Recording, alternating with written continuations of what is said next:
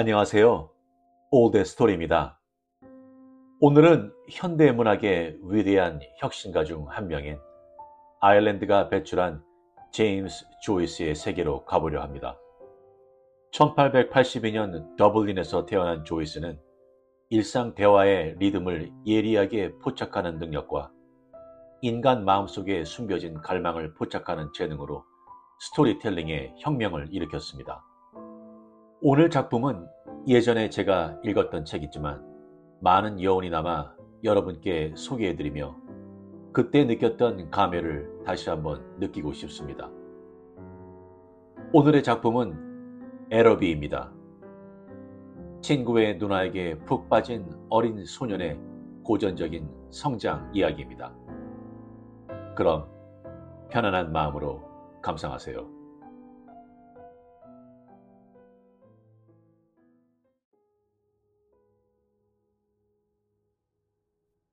에러비, 제임스 조이스. 노스 리치몬드가는 막다른 길이라서 기독 형제학교가 학생들을 풀어놓는 시간 말고는 고요한 거리였다. 사람이 살지 않는 2층 집 한 채가 광장터의 이웃들과 따로 떨어져서 막다른 길의 끝에 서 있었다. 거리의 다른 집들은 그 내부의 고상한 살림을 의식하여 갈색에 침착한 얼굴로 서로를 응시했다. 우리 집에 전에 새들어 살던 사람은 사제였는데 뒤편 거실에서 죽었다. 오랫동안 닫혀 있어서 곰팡내가 나는 공기가 방 안에 온통 떠돌아 다녔고 부엌 뒤쪽의 다용도실은 낡고 쓸모없는 종이로 가득 차 있었다. 이 종이들 사이에서 나는 낱장들이 말려 올라가고 축축한 종이 표지에 책 몇 권을 찾아냈다. 월터 스코트가 지은 대수도원장, 독실한 성체 배령자, 그리고 비도크의 회고록이었다. 나는 색종이가 노란색이라서 맨 마지막 것이 제일 좋았다. 집 뒤에 가꾸지 않은 뜰에는 한가운데에 사과나무 한 그루, 그리고 관목 몇 개가 흩어져 있었는데 그중 한 그루 밑에서 나는 죽은 세입자의 녹슨 자전거 펌프를 찾아냈다. 그는 매우 자비로운 사제였다. 유언장에서 그는 자신의 모든 돈을 기관에 물려주었고 그의 집 가구들을 여동생에게 남겨주었다. 낮이 짧은 겨울이 오면 우리가 저녁을 다 먹기도 전에 땅거미가 졌다. 우리가 거리에서 만날 즈음이면 집들은 우중충한 빛을 띠고 있었다. 우리 위에 열린 하늘은 변덕스러운 보랏빛이었고 그 하늘을 향해 거리의 가로등들은 각자의 희미한 등잔을 받들어 올렸다. 찬 공기가 우리를 파고들었고 우리는 몸이 후끈해질 때까지 놀았다. 우리들의 고함 소리가 고요한 거리에 메아리쳤다. 우리들의 노는 경로는 허름한 오두막에 사는 거친 아이들에게서 모진 곤욕을 치러야 했던 집들 뒤에 검은 진흙창 샛길부터 난로 잿구멍에서 악취가 올라오는 어둡고 질척거리는 정원 뒷문까지 우리가 거리로 돌아올 때면 부엌 창문에서 나오는 불빛이 그 일대를 가득 채우고 있었다. 나의 아저씨가 골목길을 돌아오는 것이 보이면 우리는 그가 안전하게 집안에 들어갈 때까지 그늘 속에 숨어 있었다. 아니면 망간의 누나가 현관 층층대로 나와 저녁 먹으러 들어오라고 남동생을 부를 때면 우리는 그늘에 숨어 그녀가 거리 위아래로 자세히 찾아보는 모습을 살폈다. 우리는 기다리며 그녀가 그냥 거기 서 있는지 아니면 안으로 들어가는지를 보았다. 그리고 그녀가 계속 버티면 우리는 포기하고 숨어있던 그늘에서 나와 망간네 집 층층대로 걸어갔다. 그녀는 반쯤 열어진 문에서 나오는 불빛에 몸의 윤관을 드러낸 채 우리를 기다리고 있었다. 그녀의 남동생은 항상 누나를 한참 애타게 하고 나서야 말을 들었고 나는 그녀를 쳐다보며 난간 곁에 서 있었다. 그녀의 몸이 움직이면서 그녀의 옷도 따라 흔들렸고 그녀의 부드러운 머리 타래가 이쪽 저쪽으로 살랑거렸다. 매일 아침 나는 길 쪽에 응접실 마루에 누워 그녀의 집문을 살폈다. 차일이 창틀에서 1인치 정도 남겨놓고 내려져 있어서 내가 보일 리는 없었다. 그녀가 현관 층층대로 나올 때면 나는 가슴이 뛰었다. 나는 현관으로 달려가서 책을 집어들고 그녀 뒤를 따랐다. 나는 그녀의 갈색 모습을 내내 눈에서 놓지 않았고 그러다가 갈 길이 각자 달라지는 지점이 가까워졌을 때 걸음을 빨리하여 그녀를 지나쳤다. 이런 일이 매일 아침마다 되풀이 되었다. 나는 무심결에 주고받은 몇 마디 말고는 그녀에게 말을 걸어본 적이 없었다. 그렇지만 그녀의 이름은 나의 모든 어리석은 피를 한 군데로 솟구쳐 쏠리게 만드는 것이었다. 분위기가 연애의 가장 적대적인 장소에서조차 그녀의 영상은 나를 따라다녔다. 토요일 저녁 아줌마가 장보러 갈 때는 내가 따라가서 꾸러미를 몇 개 날라줘야 했다. 노무자들의 욕설과 즐비한 돼지 엉덩이살을 지키며 서 있는 상점 사완아이의 세댄 장광설과 아일랜드의 급진주의적 독립운동과 오도노반 로사에 관한 모두 모여라 어쩌고 하는 노래나 우리 조국의 순환을 다룬 가요를 부르는 길거리 가수들의 단조로운 코맹맹이 소리 한가운데서 술 취한 사내와 물건 사라는 여인네들에게 떠밀리며 우리는 그 번지르르한 거리를 지나갔다. 이러한 소음들이 내게는 삶에 대한 하나의 느낌으로 한데 모아졌다.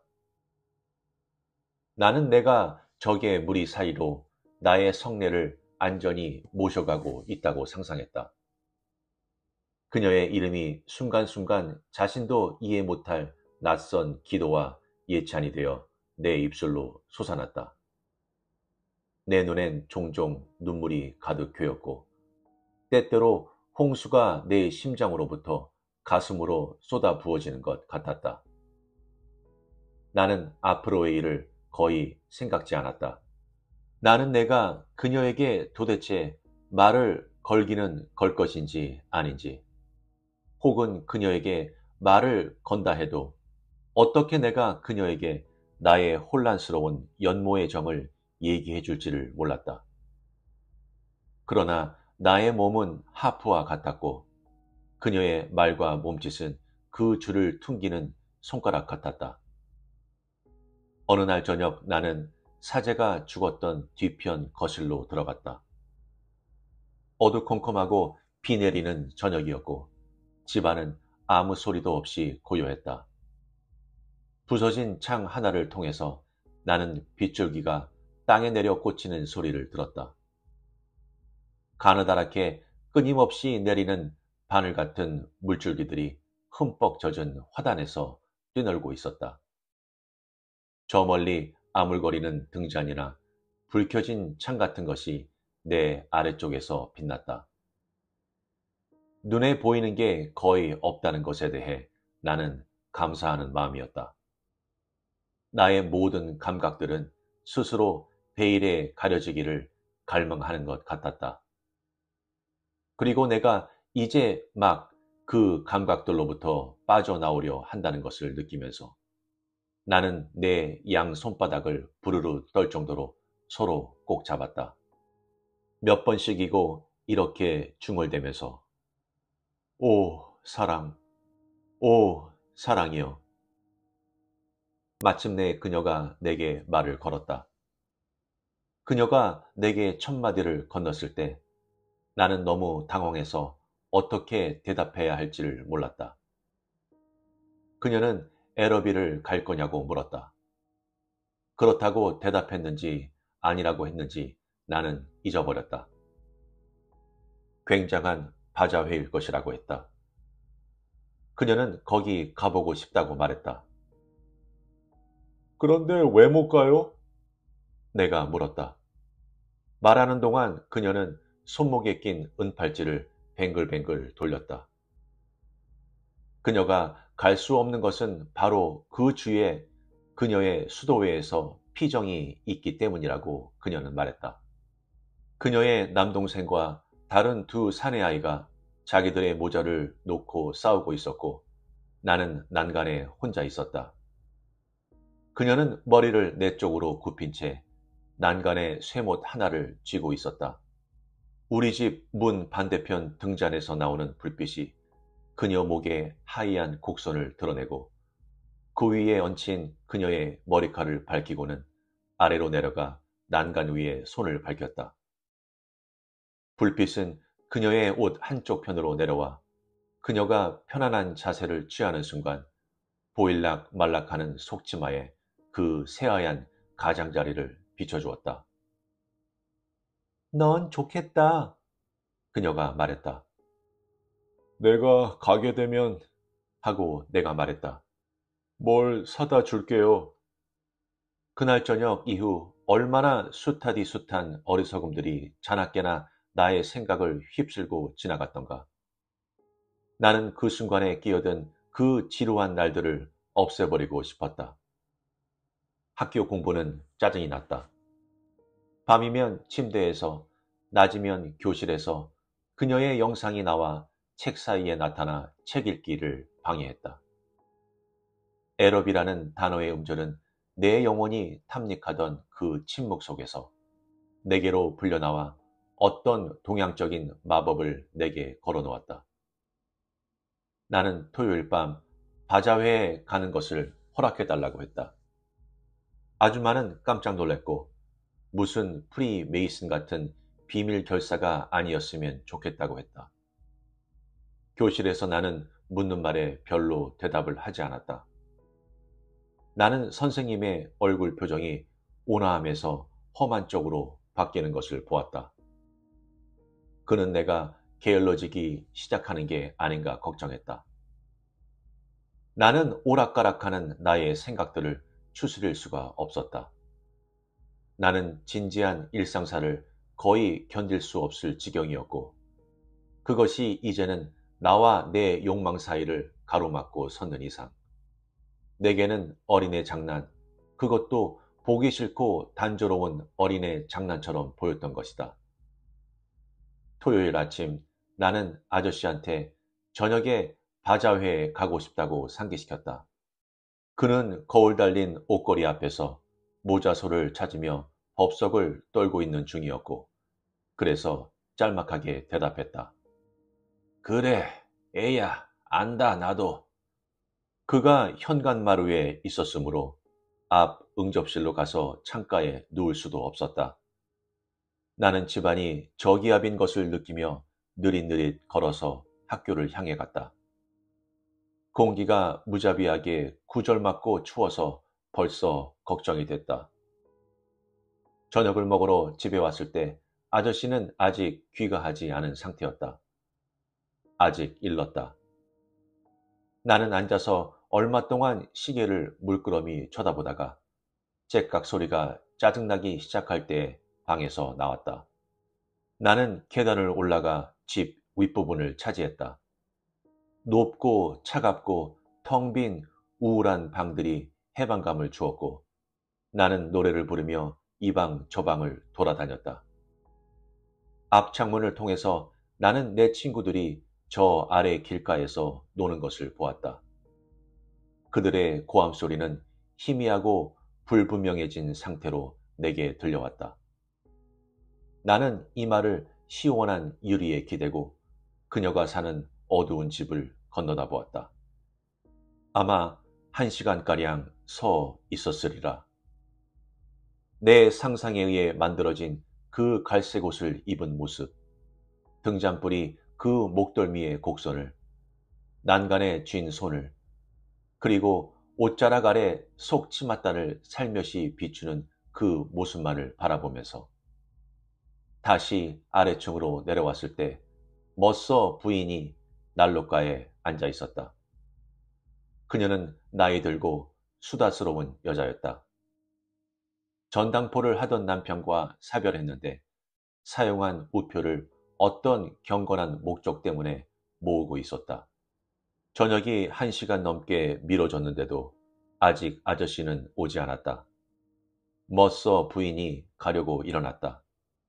더 기다리지 못해 미안하다고. 하지만 8시가 넘었고 늦게까지 나와 있기가 뭐하다고. 밤 공기는 그녀에게 나쁘다고 말했다. 그녀가 가고 나서 나는 주먹을 불끈 쥐고 방 안을 왔다 갔다 했다. 아줌마가 말했다. 오늘 밤 바자회 가는 건 연기해야 되겠구나. 9시에 아저씨의 현관문 열쇠 소리가 들렸다. 그가 혼자서 뭐라 하는 소리가 귀에 들렸고 현관의 옷걸이가 그의 오버코트 무게를 받고 흔들흔들 하는 소리가 들렸다. 나는 이러한 조짐들을 해석할 수 있었다. 그가 한참 저녁을 먹고 있을 때 나는 바자회에 가게 돈을 좀 달라고 말했다. 그는 깜빡 잊어버리고 있었다. 사람들이 잠자리에 들어 벌써 지금쯤은 한참 자고 난 다음일 게다. 그가 말했다. 나는 웃지 않았다. 아줌마가 그에게 힘주어 말했다. 돈 줘서 보내주지 그래요. 당신 때문에 벌써 한참 늦었잖아요. 아저씨가 깜빡 잊어서 아주 미안하다고 말했다. 그는 이런 속담을 신봉한다고 말했다. 일만 하고 놀지 않으면 애들은 멍청해진다. 그는 어딜 갈 거냐고 내게 물었고 내가 2번째로 다시 그에게 얘기를 했더니 아랍인이 자기 말에게 보내는 작별 인사라는 작품을 아느냐고 내게 물었다. 내가 부엌에서 나올 때 그는 그 작품의 첫 연을 아줌마한테 막 읊으려는 참이었다. 나는 2실링짜리 은화 한 입을 손에 꼭 쥐고 버킹엄가를 내려가 역으로 향했다. 물건 사는 사람들로 북적거리고 가스등 번쩍이는 거리 풍경이 내 나들이 목적을 일깨워 주었다. 나는 승객이 없는 열차 3등 칸에 몸을 실었다. 참을 수 없을 정도로 늑장을 부리던 끝에 열차가 천천히 역을 빠져나갔다. 열차는 황폐한 집들 사이로 또 반짝이는 강을 건너 기어갔다. 웨스트랜드 5역에서 한때의 사람들이 객차문으로 몰려들었다. 역무원이 이 열차는 바자회행 특별 열차라면서 그들을 밀쳐냈다. 나는 그 텅 빈 객차칸에 내내 혼자였다. 몇 분 안 되어 열차가 나무로 급조된 플랫폼에 도착했다. 나는 길 쪽으로 나갔고 불 켜진 시계판을 보고 10시 10분 전임을 알았다. 내 앞에는 커다란 빌딩이 그 마법적인 이름을 내보이며 서 있었다. 나는 입장료가 6페니인 입구를 찾을 수가 없었고 바자회 문을 닫을까봐 겁이 난 나머지 지쳐 보이는 표정의 남자에게 1실링을 내고는 회전문을 통해 잽싸게 들어갔다. 나는 높이의 반쯤 되는 부분에 빙 둘러 화랑이 설치된 거대한 홀 안으로 들어섰다. 거의 모든 진열대가 닫혀 있었고 홀 대부분이 어둠에 덮여 있었다. 나는 마치 예배 후 교회에 감도는 그런 정적을 느낄 수가 있었다. 나는 주춤주춤 바자회의 한가운데로 걸어 들어갔다. 아직 열려있는 판매대 주변에 몇 안 되는 사람들이 모여 있었다. 카페 샹땅, 노래, 춤, 희가극이 모여있는 찻집이라는 단어가 색종으로 쓰여져 있는 그 휘장 앞에서 두 사내가 쟁반 위에 돈을 세고 있었다. 나는 동전이 짤끄닥 떨어지는 소리에 귀를 기울였다. 나는 왜 거기까지 갔는지를 어렵사리 상기하고 어떤 진열대로 가서 도자기 꽃병과 꽃무늬 찻잔 세트를 살펴보았다. 판매대 입구에서는 젊은 여자 한 명이 두 명의 젊은 신사와 얘기하며 키득거리고 있었다. 나는 그들의 영국식 억양을 알아차릴 수 있었고 어렴풋이 그들의 대화를 들었다. 오, 난 그런 얘기 한 적 없는데. 그랬잖아. 그렇게 말하지 않았나? 맞아. 나도 들었는데 뭘. 이런 엉터리. 그 젊은 여자는 나를 보자 다가와서 내게 뭘 사려느라고 물었다. 그녀의 목소리는 별로 물건을 팔려는 어조가 아니었다. 그녀는 의무감에서 내게 말을 건 것 같았다. 나는 판매대의 어두운 입구 양쪽에 동방의 보초처럼 서 있는 거대한 항아리들을 초라하게 쳐다보고 중얼거렸다. 아니요, 됐어요. 젊은 여자는 꽃병 하나의 위치를 바꾸어 놓고는 두 사내에게로 되돌아갔다. 그들은 같은 얘기를 다시 하기 시작했다. 그 젊은 여자는 한두어 번 어깨 너머로 나를 흘끗 쳐다보았다. 더 있어봤자 소용없다는 걸 알았지만 나는 마치 내가 그녀의 물건을 정말로 살 생각이 있었던 것처럼 보이게 하려고 그녀의 진열대 앞에서 꿈을 댔다. 그런 다음 나는 천천히 몸을 돌려 바자회장의 한 가운데로 걸어 나왔다. 나는 호주머니 속에서 1페니짜리 동전 2개를 6펜스짜리 동전 위에 떨어뜨렸다. 벼랑의 한쪽 끝에서 불을 끈다는 소리가 들렸다. 홀 윗부분은 이제 완전히 깜깜했다. 그 어둠 속을 응시하면서 나는 허영심에 내몰리고 조롱당한 짐승 같은 내 모습을 보았다. 그리고 나의 눈은 고뇌와 분노로 이글거렸다.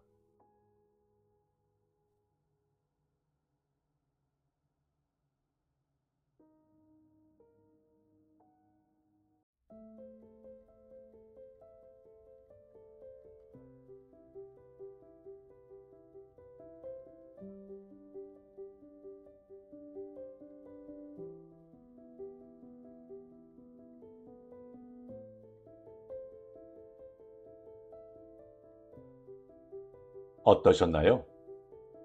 흠. 친구 누나가 에럽이라는 바자회 시장을 언급하자 소녀는 자신의 헌신을 증명할 선물을 가져다 주겠다고 다짐합니다. 제임스 조이스의 에러비는 첫사랑의 설렘으로 시작해 현실의 쓰라린 고통으로 끝나는 이야기라고 볼 수 있는데요.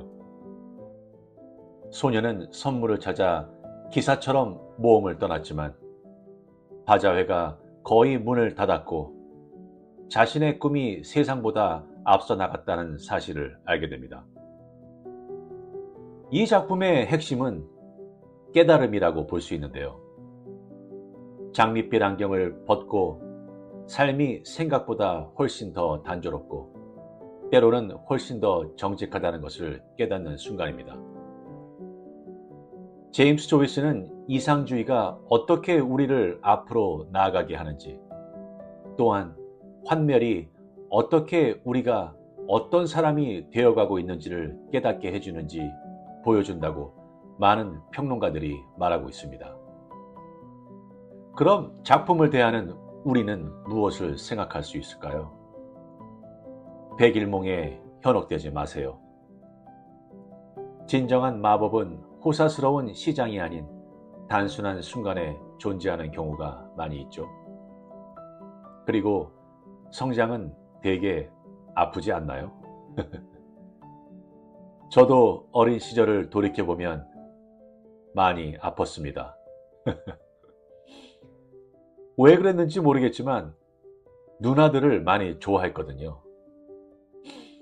그 누나들 지금은 뭐하고 지내려나. 그렇다면 여러분의 성장 과정에 고통스러운 깨달음이 있으셨나요? 무엇이었나요? 알려주세요. 구독과 좋아요는 영상 제작에 많은 힘이 됩니다. 감사합니다.